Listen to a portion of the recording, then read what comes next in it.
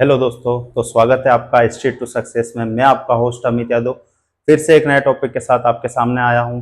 जैसा कि मैं आपको टेली प्राइम के ट्यूटोरियल्स बता रहा हूं, अकाउंटिंग में ग्रुप्स क्या होते हैं, ग्रुप्स में अगर बात करते हैं हम, तो अगला जो टॉपिक आपका आ रहा है, 7 टॉपिक तो हो चुके थे, ये 8 नंबर के टॉपिक पे आ रहा है आपका कैश इन हैंड।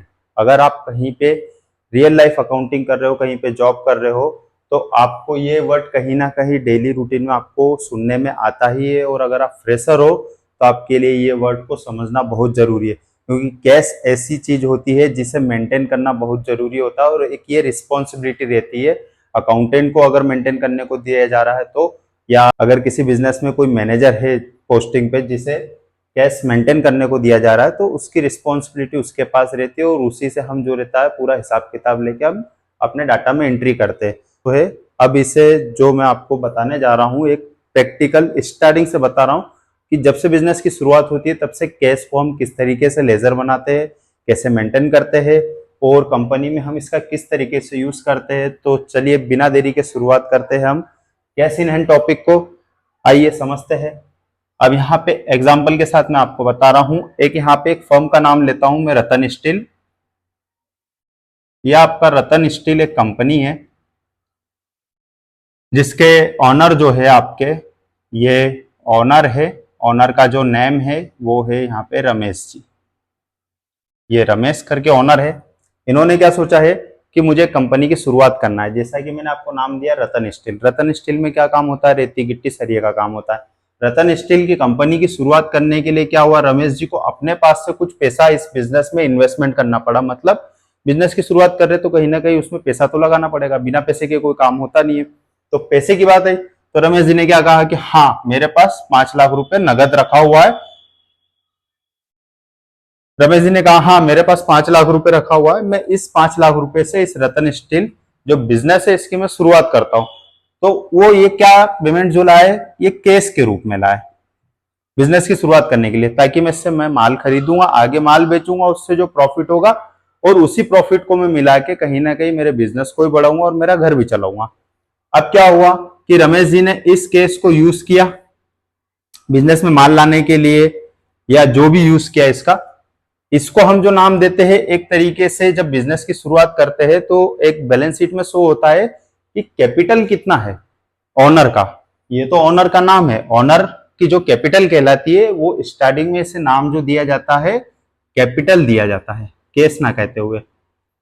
अभी ये क्या है, फिलहाल में है तो केस के रूप में, लेकिन ये एक्चुअल में बैलेंस शीट में अगर जाता है ये अमाउंट, तो ये फिगर आपको दिखेगा अंडर ग्रुप कैपिटल में। कैपिटल में क्या रहेगा, कैपिटल अकाउंट के अंदर रमेश जी का लेजर बना होगा और वहां पे अमाउंट आपको दिख जाएगा 5 लाख रुपए। कैश जो है ये अलग मैटर, ये खर्चा करने के लिए हम किस तरीके से यूज करेंगे वो मैं आपको बताऊंगा अभी।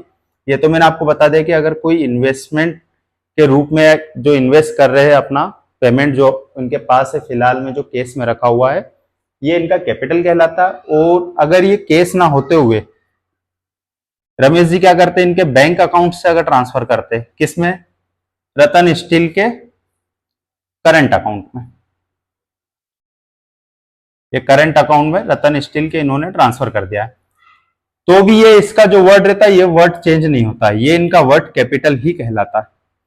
अब बिजनेस की शुरुआत कर ली है, बिजनेस की शुरुआत में से क्या हुआ, ये इस 5 लाख रुपए में से इन्होंने क्या किया, इनका एक एम्प्लॉय हायर कर रखा सुमित करके। ये सुमित करके पर्सन है, इनके बिजनेस में एम्प्लॉय है जो सारी चीजें मेंटेन करता है, सारा हिसाब किताब डेली रूटीन पे लिखता है। रमेश जी जो है उनके बिजनेस पे ध्यान देते हैं, क्लाइंटों से बात करते हैं, कहाँ से माल खरीदना है, कहाँ बेचना है, क्लाइंट कहाँ से लाना है, और जो इंटरनल वर्किंग है सुमित करता है। अब सुमित को क्या करते हैं रमेश जी, एक 5 हजार रुपए का अमाउंट देते हैं हर 7 दिन में। 5 हजार रुपए का जो नाम रहता है इसको हम कहेंगे कि छोटे मोटे खर्चे के लिए यूज में लेते हैं सुमित जी। अब ये जो मेन आपका है 5 लाख रुपए आया है, जब आप इसकी एंट्री करोगे तो एक जो आप लेजर क्रिएट करोगे यहाँ पे, ये आपने एक लेजर बनाया है, किस नाम से बनाया, केस नाम से, तो इसका अंडर ग्रुप आपने क्या दे दिया है यहाँ पे, कैश इन हैंड। ये तो आपका ग्रुप हो गया। अगर इस केस में से, जो मेन केस में से आपने 5 हजार रुपए दे दिए छोटे मोटे खर्चे के लिए, तो मेन केस से हम अलग एक लेजर बनाते हैं, उसको हम नाम देते हैं इस खर्चा करने के लिए पेटी केस का नाम।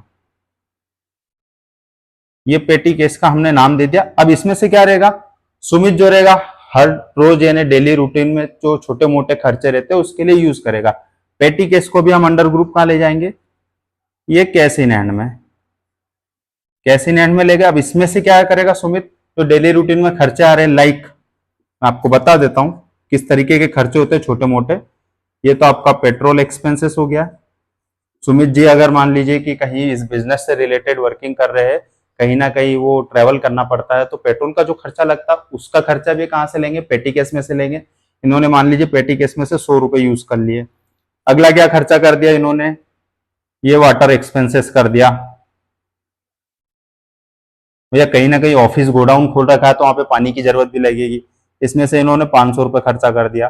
फिर अगला खर्चा इन्होंने ले लिया, तो इनको भैया चाय नाश्ता भी लगता होगा, तो ये आपने यहाँ पे टी एक्सपेंसेस का एक लेजर बना लिया, इसमें इन्होंने 650 रुपए खर्चा कर दिए। तो इस तरीके से क्या रहता है, सारे खर्चे होते हैं आपका। अगर आप इनका टोटल करोगे तो यहाँ पे आपका 1250 रुपए हो जाएगा। अभी 1250 रुपए इन्होंने क्या किया, 2 दिन में या 1 दिन में खर्चा कर दिया। उसके बाद में रमेश जी ने जब भी इनसे क्वेश्चन किया कि अच्छा सुमित बताओ अपने पास कैश कितना है, कैश के आगे ये क्वेश्चन मार्क कि कैश कितना है, तो सुमित क्या कहेंगे, 5000 में से लेस करके 1250, ये इनको सीधा कहेंगे कि मेरे पास जो केस है 3750 रुपए अभी का क्लोजिंग है। अब ये सुमित जी की रिस्पॉन्सिबिलिटी यहाँ खत्म, इन्होंने बता दिया है कि मेरे पास इतना केस रखा है, और ये जो खर्चे किए इनके सारे खर्चों के इन्होंने क्या किया, जो इनवॉइस रहते हैं जिनसे मिल जाते हैं वो अच्छी बात है, छोटे मोटे खर्चों के ज्यादातर के इनवॉइस नहीं मिलते। बाकी जैसे पेट्रोल है, पेट्रोल भरवाने गए तो इन्होंने एक इनवॉइस ले लिया। जब आप अकाउंटिंग करते हो तो आपको पता होना चाहिए कि आप कोई भी खर्चा कर रहे हो तो जहां तक 100% अपना एफर्ट लगा के उसके बिल्स मांगे। आप बिल्स मांगोगे तो आपके सामने खर्चों के सामने बिल रहेंगे, तो आपकी बुक जो रहेगी आपकी प्रॉपर चलेगी, मेंटेन रहेगी। और इस तरीके के खर्चे करते हैं सुमित, तो इसे कैश इन हैंड का नाम हम देते हैं। कैश इन हैंड जो ग्रुप है इसका मेन, उसमें हम एक लेजर बनाते हैं पेटी केस का, under group cash in hand कर देते हैं।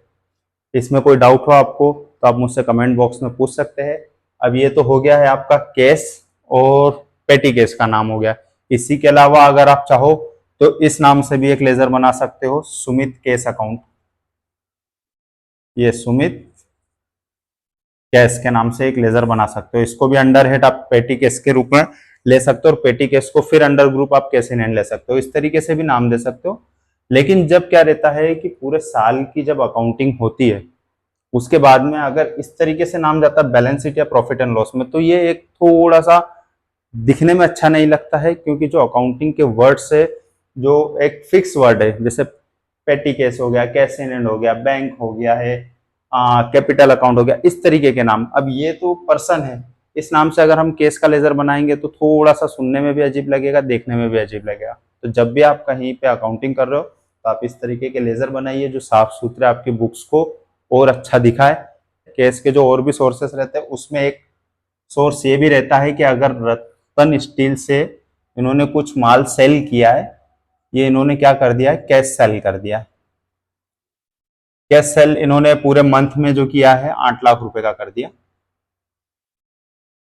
तो अभी इनके पास कैश कितना था, 5 लाख रुपए। 5 में से इन्होंने क्या किया, 8 लाख रुपए इनके पास, और इन्होंने नगद में माल बेच दिया, तो इनका कैश जो था 13 लाख रुपए हुआ। 13 लाख में से जो माइनस हुआ था सिर्फ 5,000 रुपए इनको दे रखे हैं।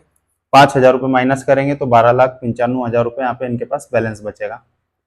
ऐसा ही पूरे साल भर चलता है कि आपने नगद में माल कितना बेचा है, नगद में खर्चा कितना किया है, या इस 12,95 में से आपने बैंक में डिपॉजिट कितना किया है, या आपने क्या किया, यहाँ पे बैंक में डिपॉजिट कर दिया, कितना अमाउंट कर दिया, मान लीजिए 4 लाख रुपए कर दिया थोड़ी देर के लिए, तो ये भी आपके केस में से माइनस हो जाएगा। सीधा आपका जो क्लोजिंग बचेगा 895 को बचेगा, 8,95,000 का।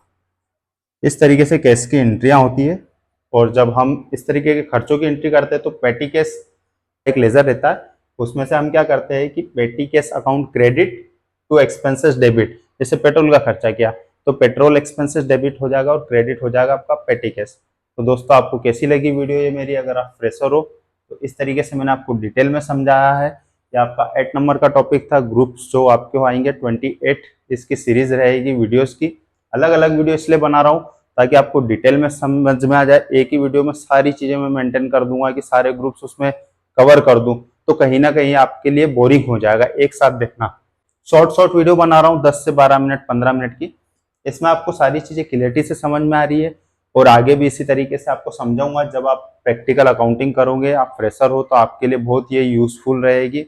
और आपको कोई डाउट हो तो आप कमेंट बॉक्स में मुझसे जरूर पूछ सकते हैं।